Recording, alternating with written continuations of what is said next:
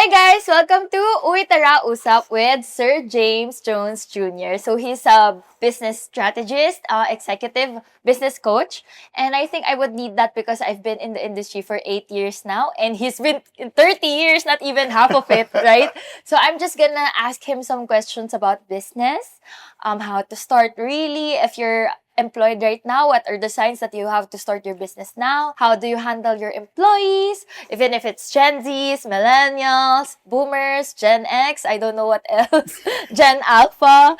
And, just looking back for 30 years, what can you teach us or educate us about everything that we should do from HR, admin, marketing, sales, and who are the best persons to hire first when starting your business? So here's my first question, sir. People hear 30 years in business and think it's all success. But what was the toughest time you went through that most people don't see? For me, I think the biggest or the toughest time is when you're actually transitioning. So everyone starts a business and they think that it's all about the money initially. I did as well. When I started my first business, I thought the same thing. But what really happens is that you find out that you can build with a business, whatever business you want. And if it doesn't align with your actual values and what you truly want, it becomes extremely difficult. So when I started this time, one of the things that I did was I actually looked at what my values were first, decided on what mattered most to me, and then I looked at my overall mindset and specifically what I wanted. And then that's when I actually set up a strategy and started to execute to build this business. And that way it aligned with my life. Instead of it being something that was just about money, it was about me having something that was sustainable and something that I could do long term. You mentioned, sir, about your values. Can you give us the values that's really important to you personally? I have quite a few. Well, one of the things is valuing my time. I value my freedom to be able to do specific things, to be able to do the things that I want with the people that I want to do it with when I want to do it. So that doesn't necessarily mean that there are times when I won't be able to do those things. But what that means is when I actually built my business, I built my business with the flexibility to be able to actually have that incorporated in. So when I'm looking at who I actually want to work with, or I look at who are the actual people that I would want to have as part of my organization who will work with me, or clients, particular clients that I would have. I look at all of that. So one thing I think that's extremely important for a lot of business owners to understand is you have the choice of who your client is. It's not always about the money. So just because if, say, for instance, you're married or you have kids and you value spending time with your significant other, or you value having weekends with your children, or you value taking them to school each morning or being home each evening to make sure they get their homework done. Well, if those are the things that you value, then that means that your business needs to be designed around that. So if you want to take your kids to school each morning, that means your business probably you don't want to start work before 9. That's for correct. example. Yeah. If you want to be home by the time to do homework with your kids, that means that you need to stop work at either 4 or 5. Correct. If you want to have weekends, Saturday and Sunday, that means that you don't want to have clients that force you to work on Saturday and Sunday. Yes. So automatically that now kind of structures your business. hours and the way that your business works. Yeah. So it's more about identifying your values, knowing what matters, and then basically building that than it is about the money. You mentioned that you have these specific values, and I think that's non-negotiable for you. What if clients come to you and then it doesn't fit the client that you are going to work with? Or they don't want that structure, like, okay, you need to work Saturdays and Sundays. You need to work after 4 p.m. How do you tell them that you're not fit to work with us? No, but I appreciate the opportunity to work with you, but we aren't aligned. What about the profitability? Money is not always is not the end all be all. And It's unfortunately, empty. that's kind of what the problem is for most people, is most people look at money as being the only thing that you're really focused on as a business owner. If you're only focused on money as a business owner, then you will generate money. But at the same time, you generate all of the issues that come along with all the things that you're neglecting. And when you don't actually have those values and you're not aligned with things, you have the ability of burning out extremely quickly. You haven't built a business really. You've really built like this prison that you're trapped in on this treadmill of trying to get more clients to get more money, get more clients to get more money. But now your personal life sucks. So if you automatically align your values, know what it is that you truly want, and then you execute on that, you cut out those things. So for me, that's not really that was a potential client, but it's not a client. That's someone that I really don't have any interest in working with. Okay. I understand. My next question would be, how old are you when you made your top 3 biggest mistakes? So let's just identify your top 3 business mistakes and how old were you back then? How old was I? I have no idea. I've been making mistakes since Until now, yes. since I was a kid. So, and I'm sure I have quite a few more to make through time. I think the biggest thing is, I can't remember exactly who I heard this from first, but one of the things I would say is fail quickly, fail often. So we all make mistakes, and if you never make a mistake, you never have the actual ability or capacity to grow. So there's always going to be things that are not going to necessarily go the way that you originally planned them. I think it was actually Mike Tyson that said it first. That said it was basically, everybody's got a plan until they get punched in the face. That's the way that business actually works. Everyone has a plan. Everyone has everything's completely lined out. But it doesn't always work that way. And especially when you find out or you figure out that what you thought was the truth about something and it's not, and you've planned around that for each additional action, Yes. then that makes it extremely hard. And so we all fail. And just understand that as a business owner or an entrepreneur who wants to start a business, you are going to fail at something. If you're afraid of doing that, then entrepreneurship really probably isn't for you. Yeah, hate to break it to you guys, we're all failures. Yeah, so how has your leadership style changed from your early years to now, given that so many of the people you lead are now Gen Z? So personally, I will just share with you my insights about Gen Zs. So I'm a millennial. So this is my first time to have a business. Actually, I'm grateful that it's successful. So Gen Zs are kind of difficult to handle because number one, they're woke. Like small things, they get triggered. They have their own beliefs. And it's really hard to explain to them, especially if they're a lot. So how do you really deal with people regardless of their generation? For me, I really don't differentiate. Really? Honestly, when it comes to what generation or what group of people. I believe more in the approach of being fair across the board. I don't really give special treatment regardless of who you are. It doesn't matter to me if you're a man or a woman, or if you're young or if you're old. The job that I hired you for is the job that I hired you for. That really means that I have a certain expectation. Then you have to meet them. And you have to meet that expectation. Generational, there are some significant differences. I know that especially now, more people are going to, the generations now, because they're more computer involved, a lot of them work better in groups. They're not able to be as independently work independently, like say, for instance, my generation. So there are those challenges, but at the same time, I look at what they actually, when I hired you, what did your resume say? What did you say in your interview? And then that's what I base my expectations on. Okay, so this is for a real number one. I'm kidding. So what is the best generation to work with? For me, I would say my generation, but I think everyone's going to say that this is their own generation. Basically, my generation, I'm after the boomers. What's after the boomers? Do you have a name for that, sir? I forgot what it is now. But basically, for my generation, we had a certain work ethic. What's the year? The 70s. The 70s. Okay. So I was born in the 70s. So for my generation, we're more geared towards a specific type of work ethic. Nothing against the younger generations. Of course. It's just over time, it's kind of changed and transitioned. And I think part of that too is part of my generation's fault, because part of what we did was we wanted things better for our kids. So we changed a lot. And a lot of the things that we changed, unfortunately, had adverse effects in what we thought it would. So hopefully you guys don't make the same mistakes we did. I don't think so, because we have AI now. Like for grammatically incorrect, we can just say, okay, ChatGPT, improve this, make sure it's coherent.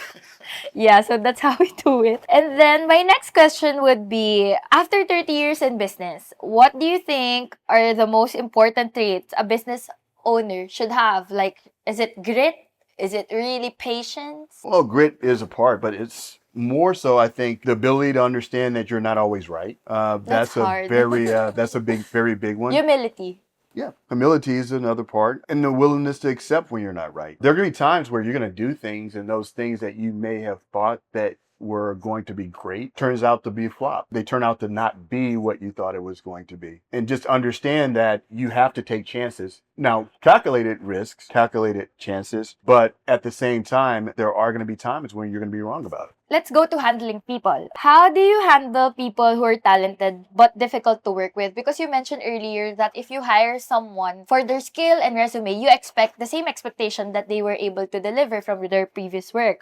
But how do you really deal with people who are talented but difficult to work with? Do you just terminate them? Do you do training? I don't believe in just terminating someone for the sake of terminating them, because sometimes there are people that sometimes difficult, the term difficult can be just seasonal or either just personality. So it's not necessarily that the person, I think that if there's an issue, then address that issue with the individual. Correct. So basically, if I'm a leader and the person works for me, I'll actually call them in and have a meeting. We'll discuss it. It's basically a verbal counseling session, if you will. Mm-hmm. If the behavior continues at that point, then it becomes, I put it in writing.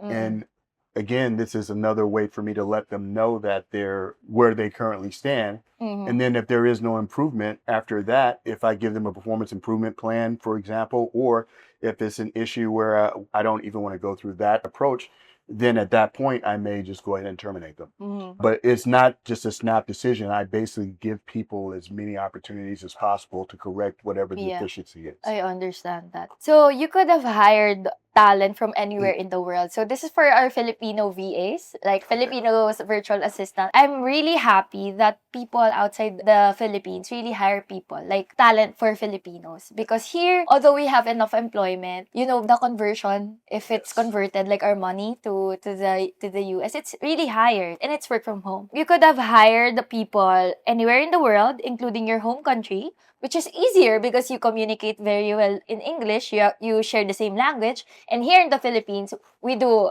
Tagalog and English. So English is not mainly our language. Yes. Why do you choose to hire Filipino professionals? Well, one thing is I actually like the culture. The culture is more polite. I actually like working with Filipinos. One of the biggest things for me is, I would say, the ability to actually perform. Now, there are some challenges. Always. Definitely some challenges. For everyone, I mean. There is, but one of the biggest ones, and it's kind of a cultural thing, is I'm more of a person like, hey, there's an issue, just tell me. Or if you're unable to do something, just tell me so we can figure out how to make it work or how to fix it. And sometimes I have had those VAs who wanted to actually be able to perform or figure it out so badly or figure it out, they wouldn't tell me. They would just say, yes, sir. That's a and they would try trait. to That's do a it trait. right. Like for us Filipinos, it's our great pride to Yes. figure things out on our own, even if it's not on our scope or we're not qualified to do it. But that's how you learn. But sometimes you just really have to ask for you to understand and know the answer. I don't know what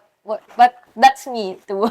Yeah, and that's sometimes a challenge. But other than that, I love working with Filipinos. Like the culture, very Yeah. polite, and the communications. How's Yes. their like English so far? It's been very good. One of the things that I actually do when I'm hiring is, part of it is looking at their level of English proficiency. And even if they don't speak, I mean, you don't have to speak perfect English. That's the only thing. That's great. I really love that. Since you often travel, how has travel shaped the way you think about people and leadership? Like for me, I'm a Filipino and my leadership style is more empathy. Because here in the Philippines, we're very family oriented to the point that we hire our relatives and friends.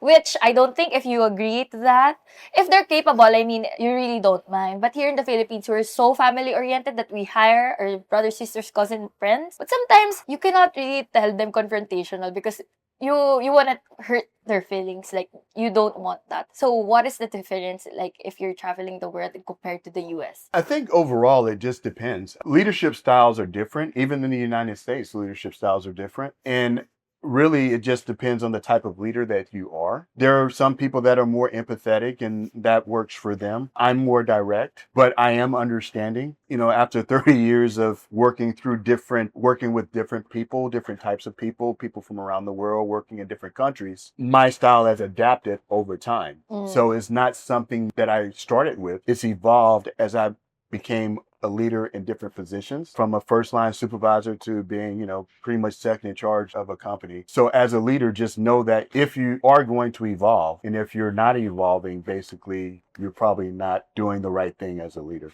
Thank you for that. So my last question would be, many people struggle with decision to leave a stable job because stability, of course, like waking up in the morning thinking that, oh, it's salary day.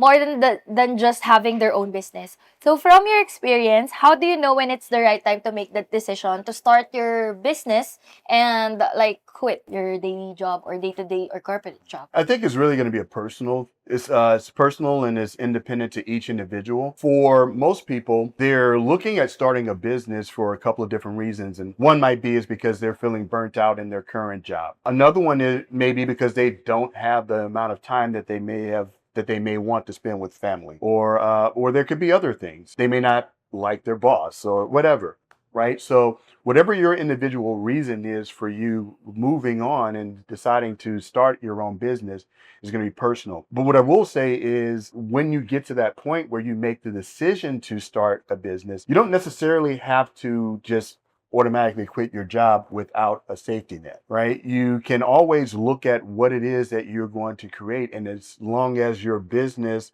does not conflict with your current job, Correct. you may want to start exploring that business while you still have a secure job. And that way you can build as you go versus we said jumping out of the airplane without a parachute. You have a limited amount of funds and now you've cut your ability to actually go out and work and make money. All businesses don't make money and start making money right away. So you have to have some runway, some money, some funds that are available in order to sustain you until you actually start making money. If a listener remembers only one thing from this conversation, what mindset should they carry with them after today from someone who has been in the industry for 30 years? What should we remember? You're going to make mistakes. And when you make those mistakes, don't beat yourself up about it. And at the end of the day, everyone makes mistakes. If you're an entrepreneur or you're a business owner, we've all made them. And if anyone tells you that they haven't, then they're lying to you. So just know that you're not alone in that. And just basically whatever mistake you make or whatever changes that you need to make to correct those mistakes, as long as you learn from them and you don't make them over and over and over again, you'll be okay. It's just when you don't learn from those mistakes and you start to basically repeatedly make the same mistakes over and over again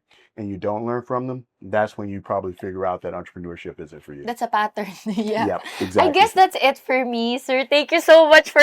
No I was problem. just listening. I don't want to ask because I really want to hear everything that you have to say.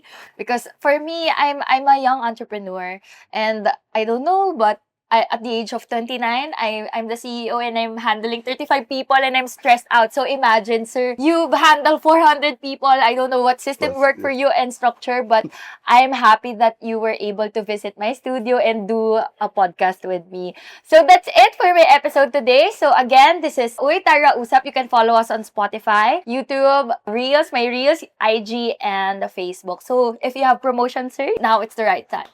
Just jamesajones.com. That's basically my website. And as far as you can find my social media hooks there. So, you can follow me on LinkedIn, and I'll also be on Instagram mostly. So, Yes, thank you so much, guys. And I'm looking forward for you to listen again on my next episode. Bye!